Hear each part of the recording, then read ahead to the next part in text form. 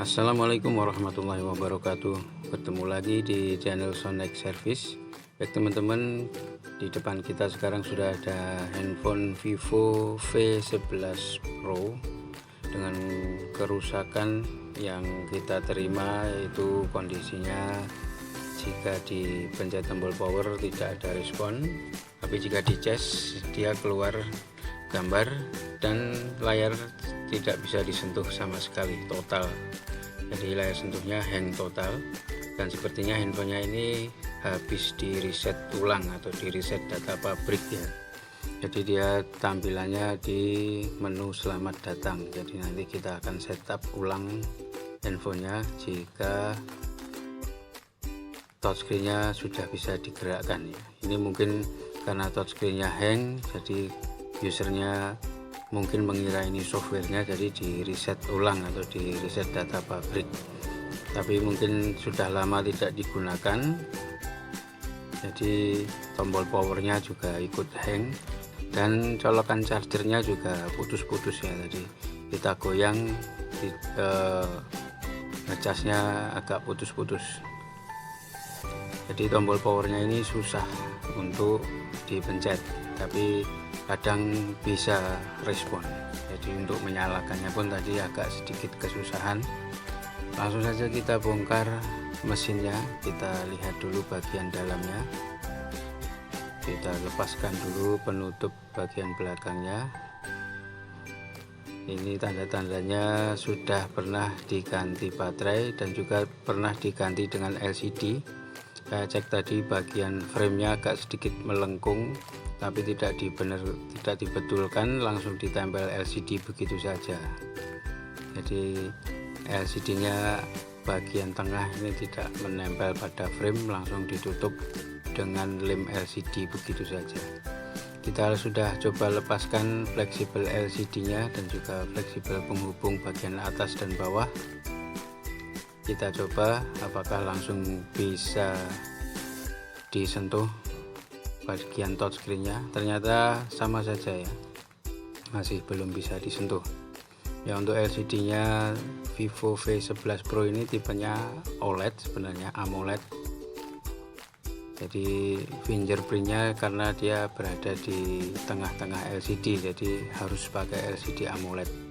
Tapi bisa juga diganti dengan LCD yang bukan AMOLED, dengan resiko nanti fingerprint-nya tidak bisa kita gunakan ya. Ini kita coba repair dulu bagian tombol on off nya supaya mempermudah nanti pengecekan,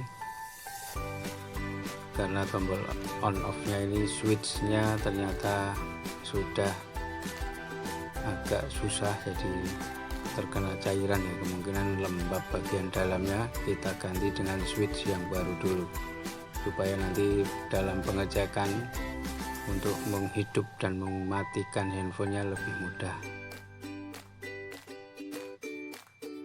ya. Saya menggunakan metode seperti ini, saya copot saja switchnya salah satu. Sebenarnya diganti fleksibel keseluruhan, fleksibel on off dan volume bisa, cuman saya lebih suka kita ganti satu switchnya saja karena yang volume masih bisa kita gunakan ya. Langsung kita lepaskan terlebih dahulu LCD nya. Kita lihat kondisi LCD nya bagian belakang, karena tadi sudah kita coba lepas fleksibelnya dan kita pasang, lalu kita nyalakan lagi, masih tetap belum bisa, layar sentuhnya masih hang ya. Untuk pelepasannya jangan memasukkan alat penyeset atau melepas LCD nya terlalu dalam supaya tidak mengenai bagian belakang LCD sehingga merusak gambarnya nanti, juga merusak kaca LCD bagian belakangnya nanti, agar bisa, siapa tahu kalau kita lepas nanti bisa digunakan lagi ya. Setelah kita bisa melihat bagian belakangnya, baru kita masukkan lebih dalam, tidak masalah. Oke, LCD nya masih kelihatan kayak baru ya, cuman bagian belakangnya yang di frame ini kelihatan tampak seperti bekas terkena cairan, terlihat di situ ada jamur-jamurnya. Kita cek fleksibel touchscreen-nya, ini masih menempel sempurna, tidak ada yang terlepas ataupun kelihatan ada yang korosi atau bagaimanapun, tidak ada yang mencurigakan. Jadi aman-aman saja bagian fleksibel touchscreen-nya. Cuman ini yang mencurigakan, frame-nya ini penuh dengan jamur atau kerak warna putih-putih, itu menandakan handphonenya kontak dengan cairan dan lumayan banyak ya itu. Kita coba kondisi lepasan begini, kita nyalakan apakah touchscreen-nya bisa berjalan atau bisa berfungsi. Ya, masih belum berfungsi ya. Ini langkah selanjutnya kita harus coba dengan LCD yang lain dulu sebelum kita melangkah ke bagian yang lain. Jika kita punya LCD, kita coba dengan LCD yang baru dulu, baru nanti kalau tetap tidak bisa kita melangkah ke yang lain. Kita sudah melakukan pembersihan bekas-bekas lem dan juga meluruskan kembali frame yang tadi agak sedikit bengkok, supaya nanti jika dipasang LCD-nya bisa presisi dan rapat sehingga lebih awet LCD-nya. Oke, di sini saya sudah mempunyai LCD baru, cuman tipenya bukan OLED, LCD-nya ini biasa. Jadi bagian fingerprint di tengah LCD ini tidak ada lubang transparannya, jadi nanti jika ini dipasang tidak berfungsi bagian touchscreen-nya. Kita coba apakah dengan LCD baru touchscreen-nya langsung bisa berfungsi.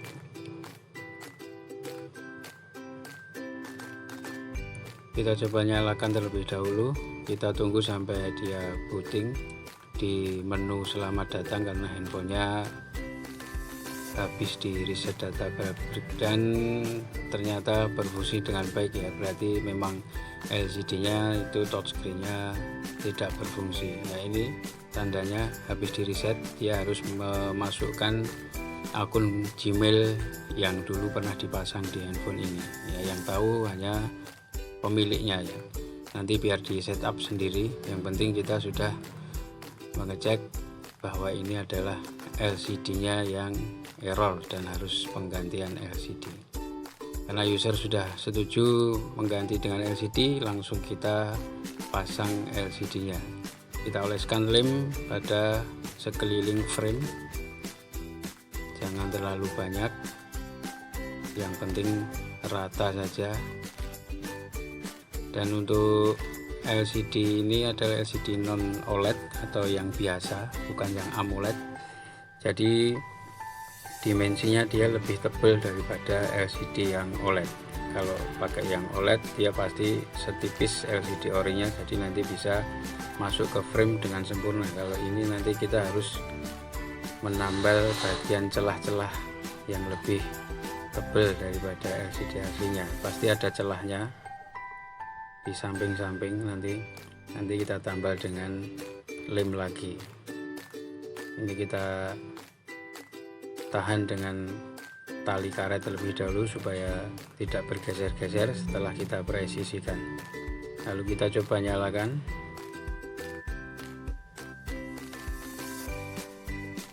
Ya, ini banyak celahnya ya. Nanti kita tambal dengan lem warna hitam supaya tidak terlihat celah, karena kalau ada celahnya nanti cahaya dari belakang LCD itu akan terlihat keluar. Jadi kurang bagus lah kalau dilihat. Ya, ini sudah kering dan sudah kita tambal bagian sampingnya. Videonya memang saya percepat karena untuk menambalnya cukup kita tambah dengan lem saja lalu kita ratakan. Dan ini kita ganti bagian PCB charge-nya karena tadi kita cek pengecasannya kalau digoyang putus-putus, ternyata juga ada bekas terkena cairan juga di bagian PCB charge-nya. Ini kita ganti dengan PCB charge yang baru.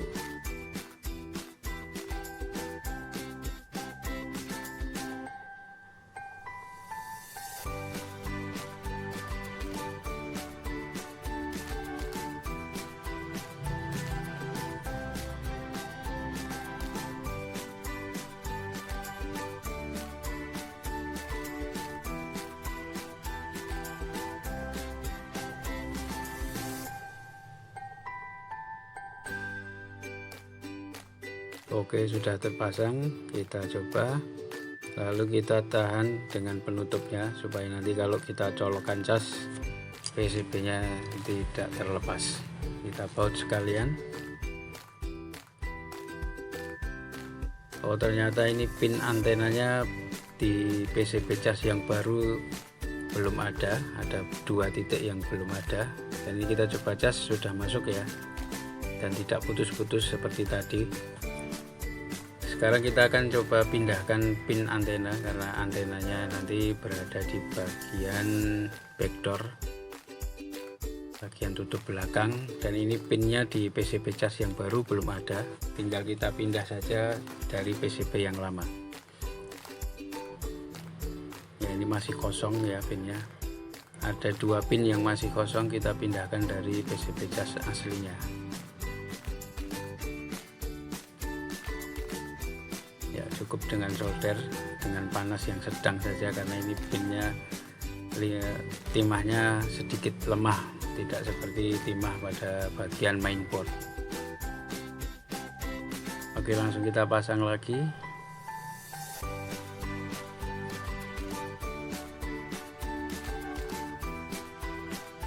Di sini jangan lupa ya, untuk kabel antenanya jangan lupa kita pasang supaya nanti saat kita coba sinyalnya langsung keluar.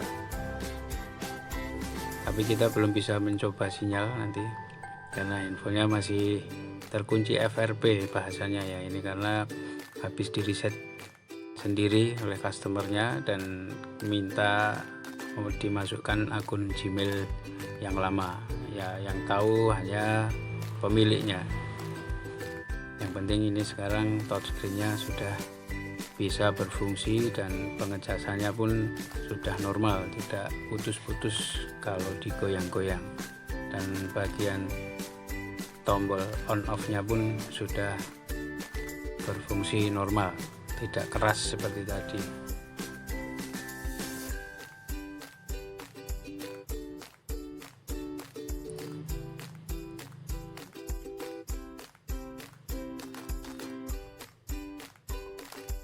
Ya, oke, sudah ada tanda petir di samping logo baterai. Tadi sudah pengecasannya sudah masuk dan kita gerak-gerakkan tidak putus-putus seperti awal tadi. Jadi ini gantinya ada 3 part yang ganti, yaitu switch on off, LCD kita ganti, dan juga PCB charge. Ya, tinggal kita tutup bagian belakang atau bagian backdoornya, dan handphone ini sudah selesai dan berfungsi dengan normal kembali. Tinggal kita masukkan akun Gmailnya. Baik teman-teman, terima kasih sudah menonton di video kali ini Vivo V11 Pro kondisi hang touchscreen, dan sudah kita selesaikan dengan mengganti satu set LCD-nya, dan juga kita ganti switch on off dan juga PCB charge-nya. Terima kasih sudah menonton, semoga video ini bermanfaat, dan wassalamualaikum warahmatullahi wabarakatuh.